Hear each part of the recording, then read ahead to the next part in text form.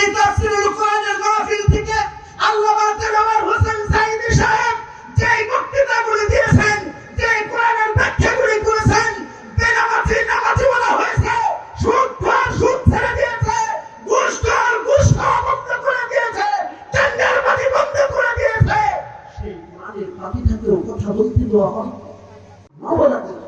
দুনিয়ার মধ্যে সবচেয়ে বেশি খাঁটি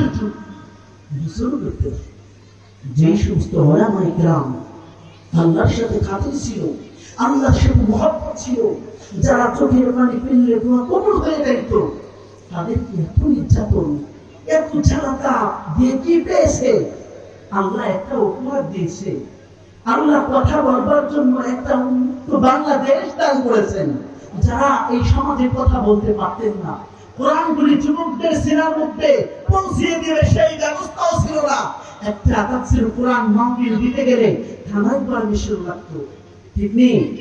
কেমনে ভাই থানায় কিরলে পারমিশন লাগবে? এখানে তো কারো মান আত্মসাৎ করার পরামর্শ দেওয়া হয় না।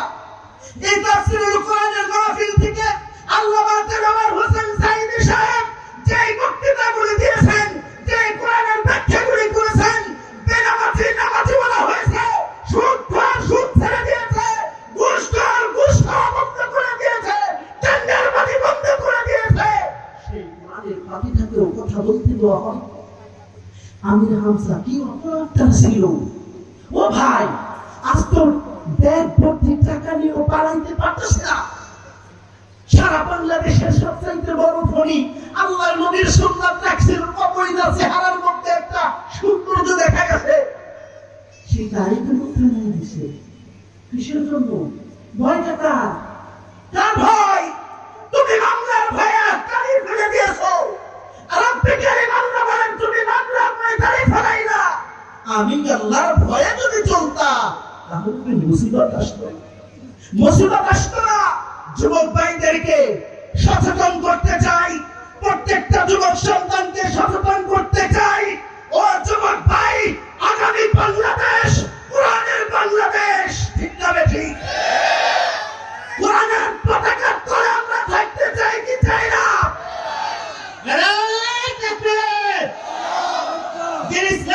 ইসলাম আর কোরআনের আলো।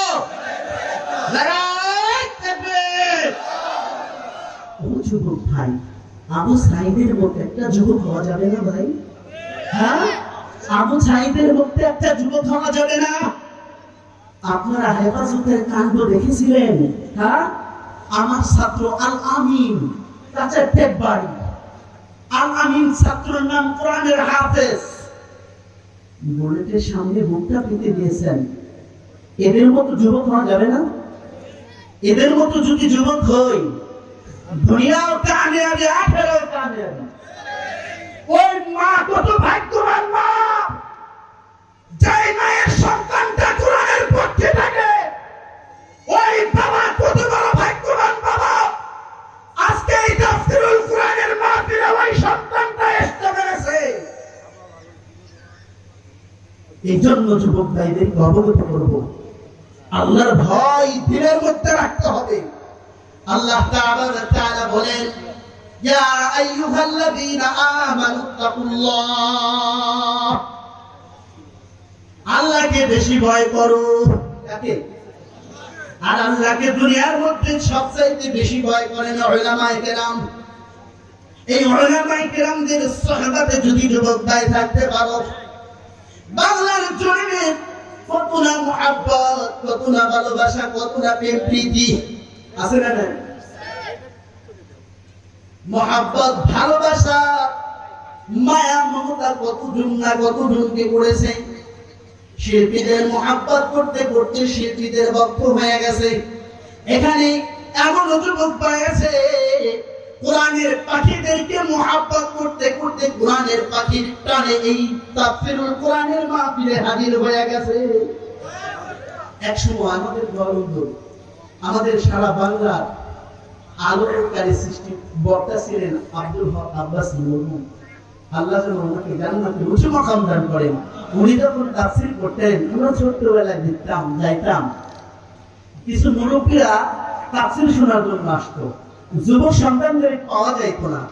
আলহামদুলিল্লাহ বর্তমান সময়ে আমার মুরব্বী বাবাদের চাইতে যুবক ভাইদের উপস্থিত বেশি থাকে, ঠিক না বেশি? এইটা প্রমাণ করে যুবকরা কোরআন ভালোবাসে। যুবকরা কি ভালোবাসে? আমরা কোরআন নিয়ে বাঁচতে চাই না?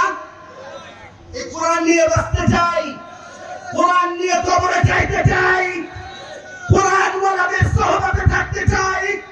যারা বাংলার জমিনে কোরআনের পক্ষে কাজ করবে, যারা বাংলার জমিনে কোরআন সামনে নিয়ে চলবে, আমরা তাদেরকে মহব্বত করব, তাদের দেখানো পথ অনুসরণ করব। যদি করতে পারি তাহলে আপনি আমি দুনিয়া এবং আখিরাতে কামিয়াবি হয়ে যাব। এই জন্য প্রত্যেকটা যুবক ভাইদেরকে এই তাফসীরুল কোরআন মাহফিল থেকে সবিনয়ের সাথে অনুরোধ করব, যারা মাহফিলের আশেপাশে ঘোরাফেরা করতেছি, দোকান পাটে বসে আছি, এখনো যারা বাড়িতে বসে আছি, সকলকেই সবিনয়ের সাথে অনুরোধ করব, এই তাফসীরুল কোরআনের মাহফিল ইনশাআল্লাহ চলে আসি। এখানে অনেক মুরব্বি এনেছিলাম।